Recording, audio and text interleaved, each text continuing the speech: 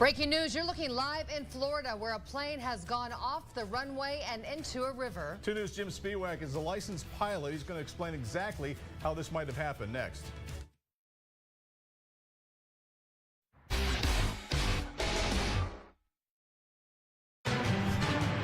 This is breaking news on 2 News. We do begin with some breaking news on 2 News at 10 o'clock. You're looking live at a Boeing 737 commercial jet in a river in Jacksonville, Florida. A rescue operation is underway right now to rescue safely everyone on board. 2 News tracking this quickly unfolding and developing situation right now in Florida. First, let's go to Heidi Hatch, tracking some of the newest information coming into the live desk. And Heidi, we're hearing everybody is okay and accounted for. Is that right? Everybody is okay. There are some minor injuries, but we have just confirmed that through the Navy that these are all people who work for the military contractors. This is a flight that went from Guantanamo Bay to the naval station in Florida twice a week. There are still people on board this plane right now. It is in shallow water. It never fully submerged, but this is definitely a tense situation. Again, you said it's a 737 chartered by the Department of Defense, leaving the naval station and landing at 9:40 local time in Florida. There is no official word, but the jet does appear to have been all of those military members, with people online talking about how their husband or their wife was coming home from their deployment. Now, because this happened on a naval base, there are not a lot of pictures on social media right now or reasons given at this point as to how this jet went off of the runway. But again, the water is shallow. They believe everyone is going to be okay. There are a few people with minor injuries that have been sent to a naval hospital there in the area.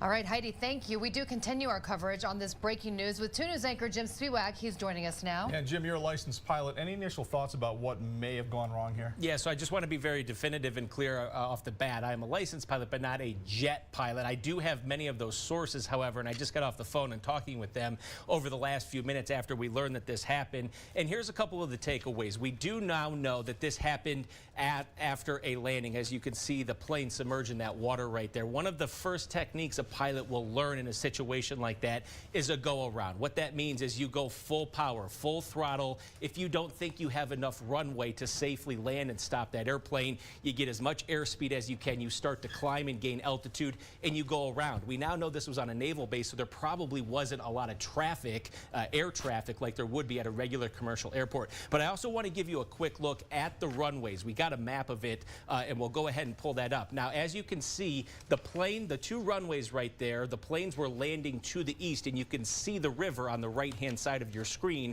where we now know that plane landed.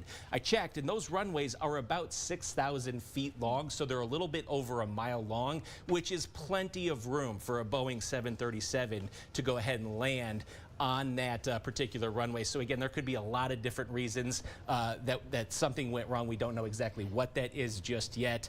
The FAA, the NTSB will be out there if they're not already to go ahead and investigate. And could we also say, you know, everyone is alive and has survived this, and they landed safely in a river. Exactly. So maybe he did the right thing in this scenario. Yeah, and again, I also just checked the NOTAMs real quick. They say that there's an extreme bird hazard during the summer. Don't know if that was a case, obviously, with birds getting into the engines.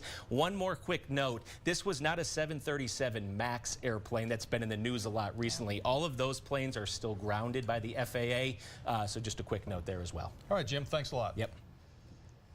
We will keep a close eye on developments in Florida overnight. You can get updates on your 2 News mobile app. Christina Flores will have the very latest information tomorrow morning at 7 o'clock.